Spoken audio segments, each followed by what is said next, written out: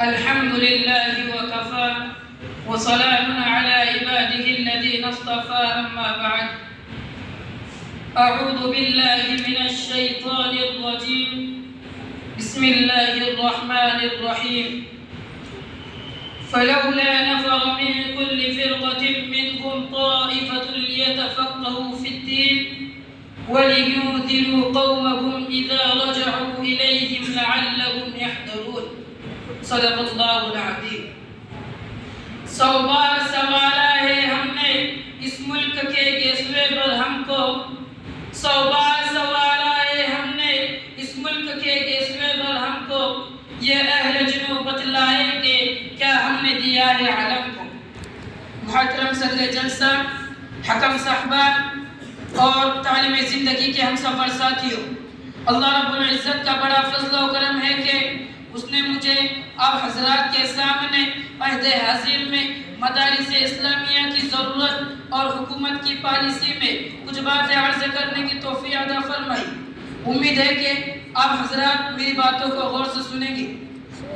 محترم حضرات، مدارس اسلامیہ کی چھاؤنیاں ہیں، ان کے سائے میں ہمیں ایک پاکیزہ زندگی ملتی ہے.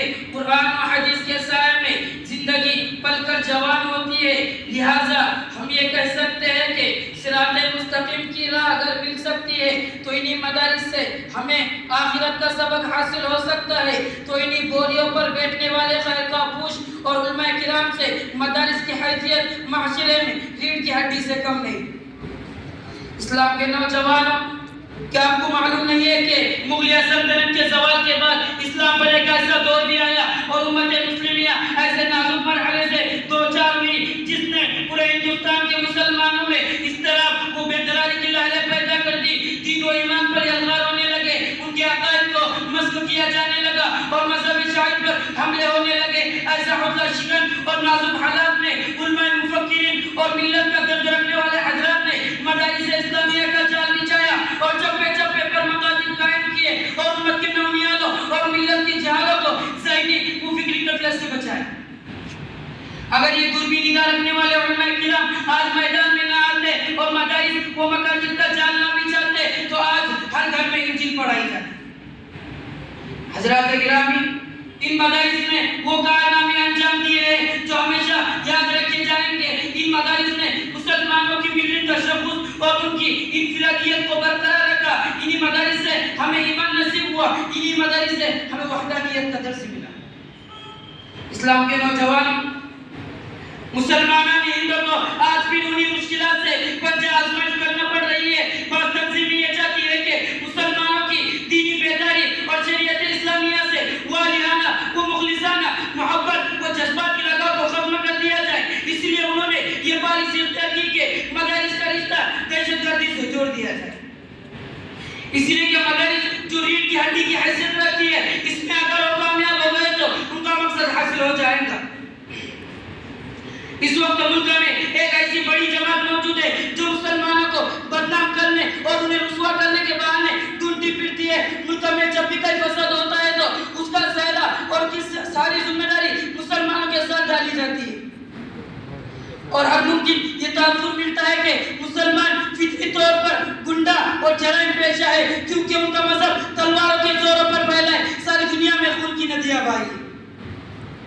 دوستو، اسی پر بس نہیں کیا بلکہ یہ بھی کہا جاتا ہے کہ مدارس دہشت گردی کے اڈے ہیں اور یہاں پر دہشت گردی کی تعلیم دی جاتی ہے اور مدارس کے طلبہ ISI کے ایجنٹ ہیں. حالانکہ دنیا نے یہ تسلیم کیا ہے کہ اسلام قتل و غارت گری، لوٹ، قصور، چوری، ڈاکہ، زمین، ظلم و زیادتی، فتنہ پردازی کے نشانوں کو مٹا کر امن و شانتی، اخوت و ہمدردی، بھائی چارگی کی تعلیم دیتا ہے.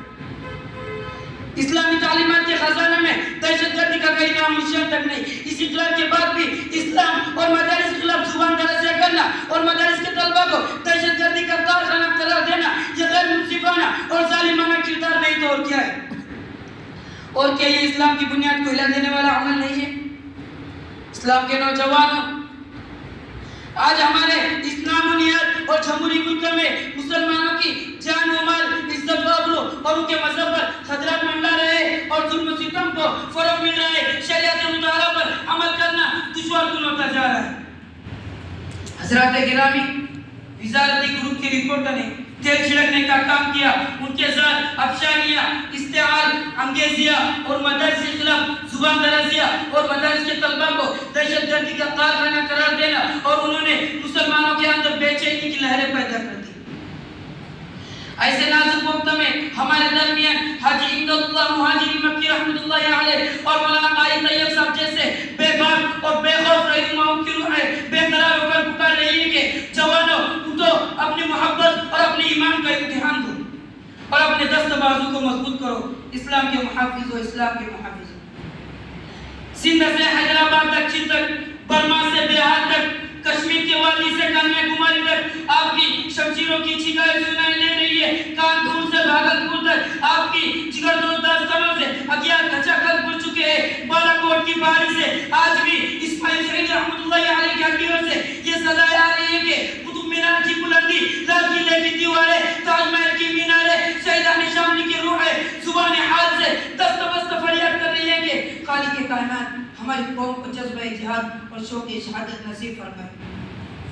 خالد بن ولید کی شجاعت، محمد بن قاسم کی بہادری اور صلاح الدین ایوبی کی مستقل مزاج عطا فرمائے۔ اللہ تعالیٰ ہم سب کو مدارس اسلامیہ کی حفاظت کرنے والا بنائے، آمین۔ باطل سے دبنے والے اے آسمان نہیں ہم، باطل سے دبنے والے اے آسمان نہیں ہم، سو بار کر چکا ہے تو امتحان ہمارا، نہ سمجھو گے تو مٹ جاؤ گے اے ہندوستان والوں، نہ سمجھو گے تو مٹ جاؤ گے اے ہندوستان والوں، تمہاری داستان تک بھی نہ ہوگی داستانوں میں۔ وآخر دعوانا الحمدللہ۔